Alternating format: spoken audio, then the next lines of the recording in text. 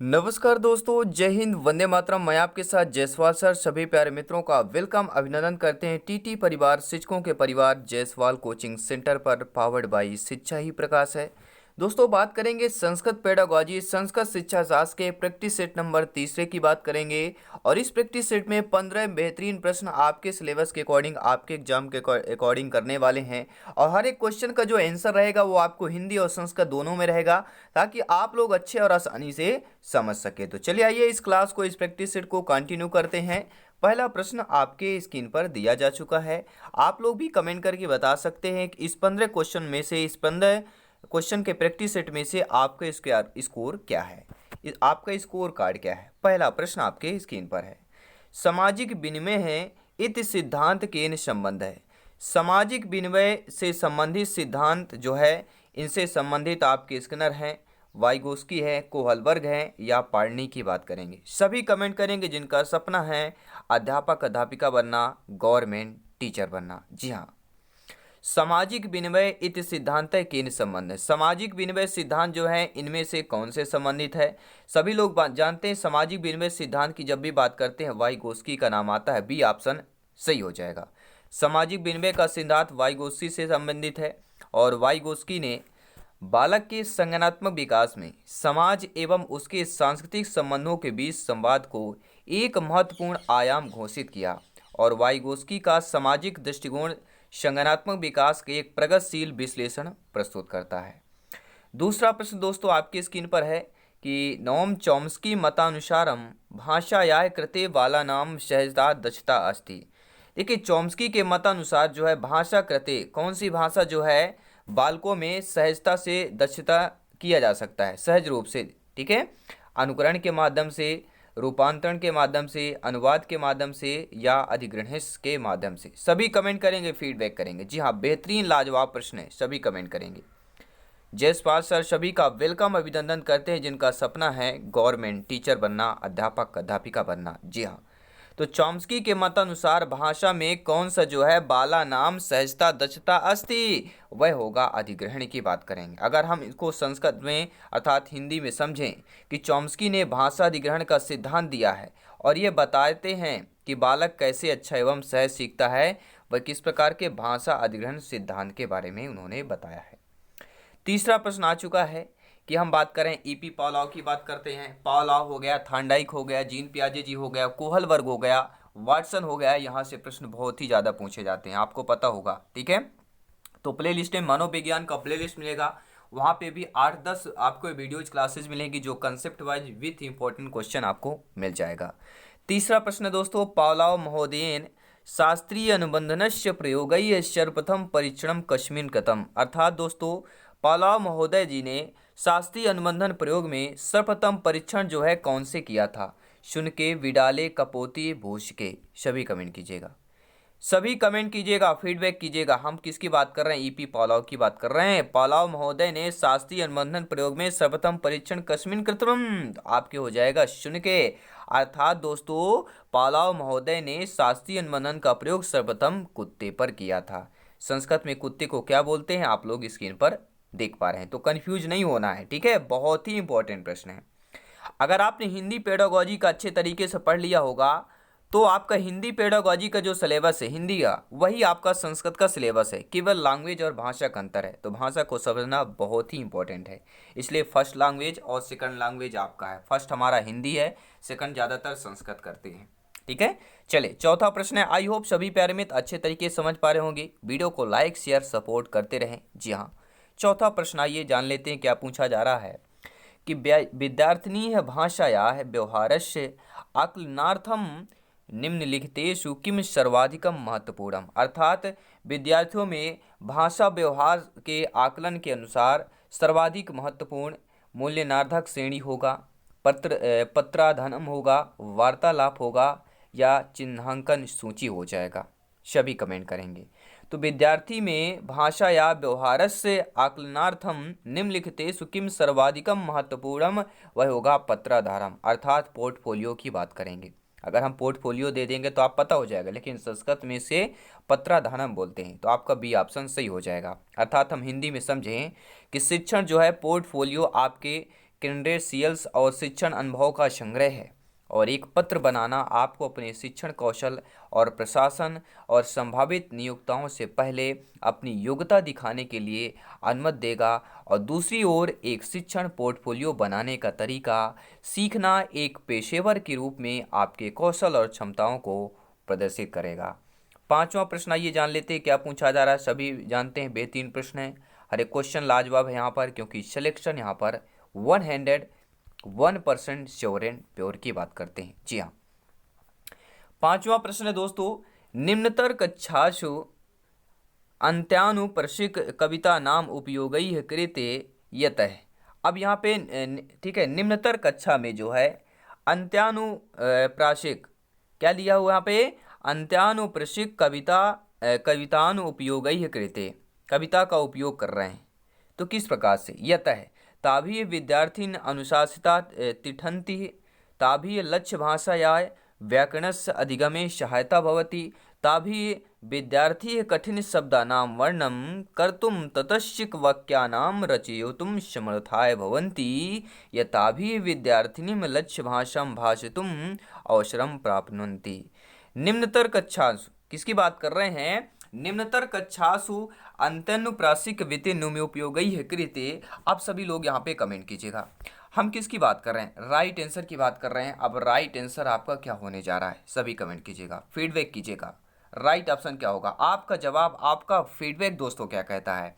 हम किसकी बात कर रहे हैं, निम्नतर कक्षा की बात कर रहे हैं। तो निम्नतर कक्षासु अत्यानुप्राशिक कवितानुपयोगैः कृते यतः क्या हो जाएगा, ताभी विद्यार्थिनी है लक्ष्य भाषाएं भाषितुम अवसरम प्राप्नुवन्तु। अर्थात हिंदी में समझें कि निम्नतर कक्षासु अंत्यानुप्राशिक उपयोगैः वित्ते मतलब होता है, आई होप आप लोग समझ गए, अवसरम अवसर मिलता है। कब मिलता है, विद्यार्थियों में लक्ष्य भाषा भाषितुम अवसर प्राप्त हो, कब मिलता है, निम्नतर कक्षा में अत्यानुप्राशिक कविता नाम का जब उपयोग किया जाता है। ठीक है, छठवां प्रश्न आप आइए देख लेते हैं, आपके स्क्रीन पर दिया जा चुका है, सभी कमेंट कीजिएगा। जी हाँ, संस्कृत भाषा शिक्षणे अनुवाद विधि का उच्यते, सूत्र विधि, व्याकरण विधि, भंडारकर विधि, पारायण विधि की बात करेंगे। सभी कमेंट करेंगे जिनका सपना है अध्यापक अध्यापिका बनना। जी हाँ, संस्कृत भाषा शिक्षणे अनुवाद विधि कह उच्यते, सभी कमेंट करेंगे। राइट ऑप्शन क्या होने वाला, तो राइट ऑप्शन होगा भंडारकर विधि की बात करेंगे। संस्कृत भाषा शिक्षण की अनुवाद विधि किसको बोली जाती है, हम बात कर रहे हैं भंडारकर विधि की बात कर रहे हैं। जी हाँ, किसकी बात कर रहे हैं, संस्कृत भाषा शिक्षण में अनुवाद ही विधि भंडारकर विधि है, और 1835 ईस्वी में लॉर्ड मैकाले के द्वारा प्रदत्त शिक्षा पद्धति का निरंतर विकास हुआ, और डॉक्टर रामकृष्ण गोपाल भंडारकर के द्वारा पश्चात प्रणाली का आश्रय करके संस्कृत भाषा को पढ़ाने के लिए एक नवीन विधि का आविष्कार किया गया, और इसी नवीन विधि का नाम भंडारकर विधि है। ठीक है, और भंडारकर विधि पर आश्रित 2 पुस्तकें भी हैं। पहली पुस्तक है मार्गोप उपदेशिका प्रवेशिका और संस्कृत मंदिरांतरी है। 2 पुस्तक हैं, आपको ध्यान देना है। 7वां प्रश्न आइए जान लेते हैं। आई होप आप लोग वीडियो को लाइक शेयर सपोर्ट करते होंगे। आई होप सभी प्यारे मित्र अच्छे तरीके से समझ पा रहे होंगे, प्रिपरेशन भी बेहतरीन चल रहा हो, हर सब्जेक्ट की तैयारी कीजिएगा, क्योंकि यहाँ पर सिलेक्शन शुरू पर ही है। आउट ऑफ 150 में से हमें लाना है 125 प्लस का टारगेट करना है, और सिलेक्शन का रास्ता आसान करना है।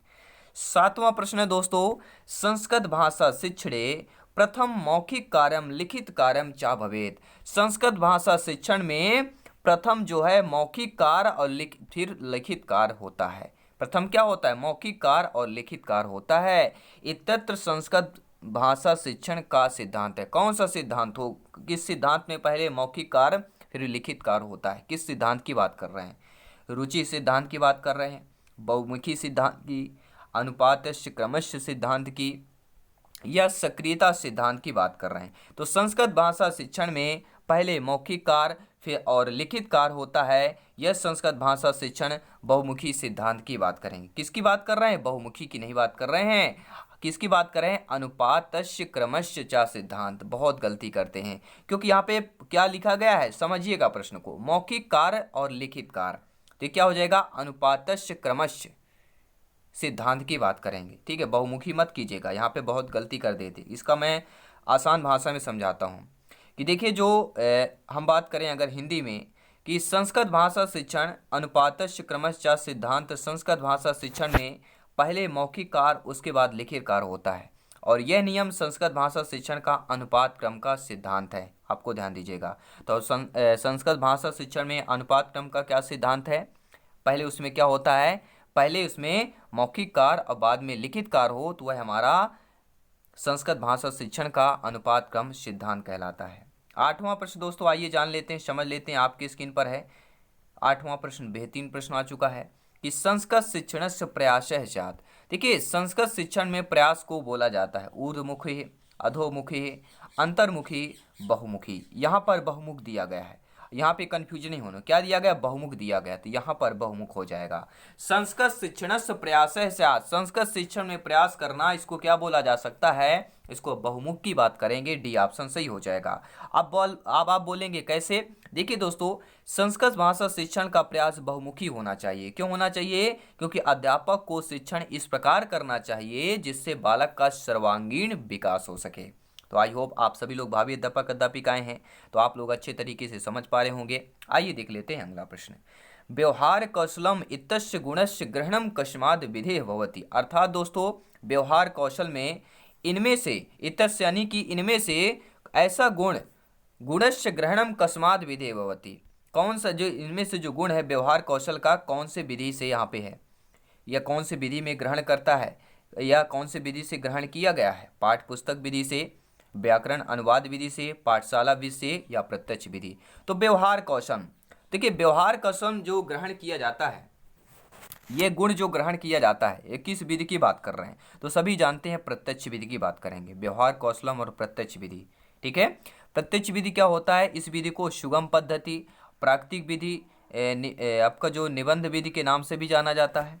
और इस विधि में बालक को बिना व्याकरण के नियमों का ज्ञान कराए भाषा सिखाई जाती है। प्रश्न आ सकता है कि ऐसी विधि का नाम बताइए जिसमें बिना बालकम उपयोगीय व्याकरण नियमम ज्ञानम भाषाएं, ठीक है, भाषाएं सिखाने का संस्कृत में क्या बोलते हैं? आई होप, क्योंकि मैं देखिए संस्कृत का शिक्षक तो है नहीं हूँ, ठीक है, लेकिन फिर भी हम कोशिश करते हैं, ठीक है। तो ऐसे दोस्तों आपको बताना है, क्या बताना है कि ऐसी विधि जिसमें बालक को बिना व्याकरण के नियमों का ज्ञान कराए भाषा सिखाई जाती हो, वह आपका कौन सा कहलाएगी? वह आपकी प्रत्यक्ष विधि कहलाएगी। ध्यान दीजिएगा, प्रश्न पूछा जाता है बार बार। अर्थात इस विधि में भाषा के माध्यम से ही भाषा सिखाई जाती है। प्रश्न आ गया कि भाषा के माध्यम से भाषा सिखाई जाती है किस विधि में? आपका जवाब होगा प्रत्यक्ष विधि में। ध्यान दीजिएगा। 10वां प्रश्न आपकी स्क्रीन पर है। प्रोफेसर वीवी वकील महोदयन कह विधि प्रतिपादित है। अर्थात प्रोफेसर वीवी वकील ने महोदय ने कौन सी विधि का प्रतिपादक किया है? प्रत्यक्ष विधि का, व्याकरण विधि का, पाठ्यपुस्तक विधि का, या व्याख्या विधि की बात कर रहे हैं। तो जब भी प्रोफेसर, ठीक है, वीवी वकील का नाम आता है तो इन्होंने प्रत्यक्ष विधि का प्रतिपादक किया था। किस विधि की बात कर रहे हैं? प्रत्यक्ष विधि। और प्रत्यक्ष विधि को सुगम, प्राकृतिक एवं मातृभाषा पद्धति भी कहते हैं, जैसे हम पिछले क्वेश्चन में ठीक है स्टडी भी किए हैं। और इस विधि का प्रयोग अंग्रेजी भाषा के ज्ञान के लिए किया जाता है। तो अंग्रेजी भाषा ज्ञान के लिए किस विधि का प्रयोग किया जाता है? तो प्रत्यक्ष विधि की बात कर रहे हैं। और प्रत्यक्ष विधि का सर्वप्रथम प्रयोग जो है फ्रांस में 1901 में अंग्रेजी के लिए किया गया था। 11वां नंबर प्रश्न आइए जान लेते हैं क्या कहा जा रहा है। बहुत ही महत्वपूर्ण लाजवाब प्रश्न है कि हर्वटीय पंचपदी इत्यस्य विधे विकसितम रूपम किम, यानी हर्वटीय पंचपदी में इनमें से कौन सी विधि का विकसित रूप कहलाएगा, या विकसित रूप कौन होगा? विश्लेषणात्मक विधि की बात करेंगे, मूल्यांकन विधि की बात करेंगे, व्याकरण विधि की बात कर रहे हैं, या व्याख्या विधि की बात कर रहे हैं? तो हर्वटीय पंचपदी इत्यस्य विधि, यह विधि जो है, इस विधि का विकसित रूप कौन होगा? तो आपके हर्वटीय पंचपदी का विकसित रूप जो है वह हमारा मूल्यांकन विधि कहलाएगा। क्या कहलाएगा दोस्तों? मूल्यांकन विधि की बात करेंगे। अगर हिंदी में समझें कि हर्वटीय पंचपदी, इस विधि का विकसित रूप मूल्यांकन विधि। हर्वटीय पंचपदी विधि प्रसिद्ध शिक्षा शास्त्री एवं मनोवैज्ञानिक हर्वट महोदय के नाम पर है। प्रश्न आ गया कि ठीक है, हर्वटीय पंचपदी इन्हीं के नाम से ही आपका है, तो आपको घबराना नहीं है, ठीक है। डायरेक्ट आंसर पे क्लिक करना है, और डायरेक्ट आंसर पे क्लिक करना यानी सिलेक्शन पाना, और हमारा सपना है 30 में से पता है 15 शिक्षा शास्त्र के प्रश्न पूछे जाएंगे और बाकी ग्रामर की क्लास चल रही है, ग्रामर की भी चलेगी, या बाकी आपको लिस्ट मिल जाएंगे। हमारा टारगेट है 30 में से 25 प्लस करना और सिलेक्शन का रास्ता आसान करना। अगर हम प्रश्न बरहमे की बात करें कि अनुवाद शिक्षणस्य उद्देश्यम अस्ति, अर्थात अनुवाद शिक्षण का उद्देश्य क्या है दोस्तों? छात्रेषु संस्कृत लेखनस्य योग्यता उत्पादनम, छात्रों में संस्कृत लेखन की योग्यता का उत्पादन करना। छात्राणाम शब्द भंडारस्य अभिवर्धन, छात्रों में शब्द भंडार का अभिवृद्धि करना या अभिवर्धन करना, या शब्दकोशस्य वृद्धि भवति, या शब्दकोश की वृद्धि करना, या स्वरमपि, अर्थात उपरोक्त सभी की बात करेंगे। देखिए अनुवाद शिक्षण का उद्देश्य पूछा जा रहा है, तो अनुवाद शिक्षण का उद्देश्य यही होगा कि छात्रों में संस्कृत लेखन की योग्यता को उत्पादन करना, क्योंकि अनुवाद करेंगे तब भी बच्चा सही लिख पाएगा। और ये भी सही है कि छात्राणाम शब्द भंडार संवर्धनम, ठीक है, जब बच्चा अनुवाद करेगा तो शब्दों का भंडार भी बच्चे में होगा। और शब्दकोशस्य वृद्धि, अनुवाद करने पर शब्दकोश का ज्ञान होगा, बहुत सारे शब्दकोशों का, तो इसमें क्या शब्दकोश की भी वृद्धि होती है। तो आपका यहाँ पे क्या कौन सा सर होगा? सर्वमपि हो जाएगा, अर्थात डी ऑप्शन की बात कर रहे हैं। अगर हमें इसे हिंदी में समझें कि छात्रों में संस्कृत लेखन की योग्यता उत्पन्न करना, छात्रों के शब्द भंडार में वृद्धि करना, छात्रों के शब्दकोश में वृद्धि करना, और छात्रों को संस्कृत भाषा एवं अन्य भाषाओं का तुलनात्मक ज्ञान प्रदान करना, ये चारों जो हैं आपके क्या कहलाएंगे? भाषाओं में व्यक्त विचारों से संबंधित भाषा एवं शैली के अनुरूप संस्कृत भाषा में लिखने का अभ्यास कराना। आई थिंक आप लोग समझते हैं, आप लोग ज्ञानी श्रवक व्याख्याता लोग हैं। 13वां प्रश्न आ चुका है कि निम्नांकित केषु अनुवादस्य प्रकार है नस्ति, इनमें से अनुवाद का प्रकार नहीं है। नेगेटिव नकारात्मक प्रश्न आ चुका है। नस्ति मतलब सभी लोग समझते हैं नहीं, तो निम्नांकितेषु अनुवादस्य प्रकार है नस्ति। हम बात करें चित्रानुवाद की बात कर रहे हैं, अक्षर से अनुवाद की बात कर रहे हैं, तथ्यानुवाद की बात कर रहे हैं, छाया अनुवाद की बात कर रहे हैं। हम किसकी बात कर रहे हैं? आप किसकी बात कर रहे हैं? आप अगर कह रहे हैं चित्रानुवाद की, बिल्कुल सही कर रहे हैं। अनुवाद का जो प्रकार होता है अक्षरशः, तथ्यानु और छायानुवाद, ये तीनों अनुवाद के प्रकार हैं, लेकिन चित्रानुवाद आपका प्रकार नहीं है। अगर हम हिंदी में समझें कि जब अक्षरशः अनुवाद, तथ्यानुवाद, छायानुवाद अनुवाद के प्रकार के अंतर्गत समाहित होता है, तब अनुवाद ऐसा शिल्प है जिसमें एक भाषा उसी संदेश को प्रस्तुत करने का प्रयास किया जाता है। और अनुवाद सिद्धांत में छाया शब्द अति प्राचीन है। इसमें मूल पाठ की अर्थ छाया को ग्रहण अनुवाद किया जाता है, और संस्कृत में लिखे गए भास के नाटक स्वप्नवासव दत्तम एवं कालिदास के नाटक अभिज्ञान शाकुंतलम हिंदी अनुवाद के इसके उत्कृष्ट उदाहरण हैं। ये ध्यान दीजिएगा, ठीक है। I hope. तो भास का आपका जो स्वप्न वासव दत्तम ये किसका है? तो आपके भास का है, ये भास आपके लेखक है, ध्यान दीजिएगा। और कालिदास की रचना अभिज्ञान शाकुंतलम की बात करेंगे। अगला प्रश्न आइए जान लेते हैं, समझ लेते हैं। शिक्षणम भवेत्, शिक्षण कैसा होता है? संश्लेषण से विश्लेषण की ओर, कठिन से कठिनात कठिनम प्रति, कठिन से कठिन की ओर, या कह सकते हैं तर्क से मनोविज्ञान के प्रति, या इनमें से कोई नहीं। सभी कमेंट करेंगे। तो सभी प्यारे मित्र जानते हैं, समझते हैं, आप लोग ज्ञानी श्रवक व्याख्याता लोग हैं कि शिक्षण की जो प्रक्रिया होती है वह कैसी होती है? सरल से कठिन की ओर होती है। किसकी बात कर रहे हैं? सी ऑप्शन की बात कर रहे हैं। जी हाँ, शिक्षण सरल से कठिन की ओर होता है, और इस सूत्र के अंतर्गत बालक को सबसे पहले सरल बातों को समझाना, फिर उन बातों को समझना चाहिए जो कठिन होते हैं। अगर हम बात करें कि यह क्रम बाल विकास के अनुकूलन, यह हम बात करें मनोवैज्ञानिक की बात कर रहे हैं, ठीक है, या हम बात कर रहे हैं आपके बच्चे। देखिए सभी लोग समझते हैं कि जब बच्चा होता है, क्योंकि बच्चा आयु बढ़ने वो मानसिक विकास के साथ जटिल बातों को भी समझने लगता है, ठीक है। तो आई थिंक आप लोग इसीलिए सरल से कठिन के प्रति हम शिक्षण की जो प्रक्रिया होती है वह सरल से कठिन की ओर होती है। और इस पेडागॉजी का, इस संस्कृत पेडागॉजी का प्रैक्टिस सेट नंबर 3 का 15वां प्रश्न आ चुका है कि भाषा कक्षायाम आसनव व्यवस्था परिवर्तन सहायम यति है, अर्थात भाषा की कक्षा में, ठीक है, आसन व्यवस्था की यानी बैठने की व्यवस्था में परिवर्तन सहाययति, परिवर्तन करने में सहायता करती है। तद अध्यापक उत्तरदायित्वम अपीलो करोति, अनुशासन पालने अध्यापकस्य सहायं करोति, पौनैः पुण्यम स्थानम परिवर्तनाय छात्राणां सहायं करोति, या युगलाम क्रियाम समूह क्रियाम चा प्रोत्साहितम। अर्थात हमें इसे हिंदी में समझें कि भाषा की कक्षा में आसन व्यवस्था यानी बैठने की व्यवस्था में परिवर्तन सहायता करती है। यतः युगल क्रियाम सामूहिक क्रियाम चा प्रोत्साहयति। अगर हम दोस्तों इसे हिंदी में समझें कि भाषा कक्षा में बैठने की व्यवस्था को परिवर्तन बनाया जाना चाहिए, जिससे युगल क्रिया अर्थात जोड़े बनाकर तथा समूह क्रिया को प्रोत्साहन मिलता है। तो ये दोस्तों 15 बेहतरीन प्रश्न आपको कैसे लगे। संस्कृत पेडागोजी का तीसरा प्रैक्टिस सेट है। हर एक प्रैक्टिस सेट आपको प्लेलिस्ट में मिल जाएगा, हम बना देंगे प्लेलिस्ट। और हर एक क्लास हर एक सब्जेक्ट की तैयारी करें, क्योंकि हर एक सब्जेक्ट की तैयारी करेंगे तभी सिलेक्शन पाएंगे, और सिलेक्शन पाएंगे तो अपने ड्रीम्स अपने सपने को पूरा करेंगे और इस देश को आगे बढ़ाएंगे, राष्ट्र हित में अपना योगदान करेंगे। तो सभी मित्रों को, सभी भावी अध्यापक अध्यापिकाओं को जय हिंद, वंदे मातरम। मैं मिलूंगा आपको नेक्स्ट वीडियो में, तब तक के लिए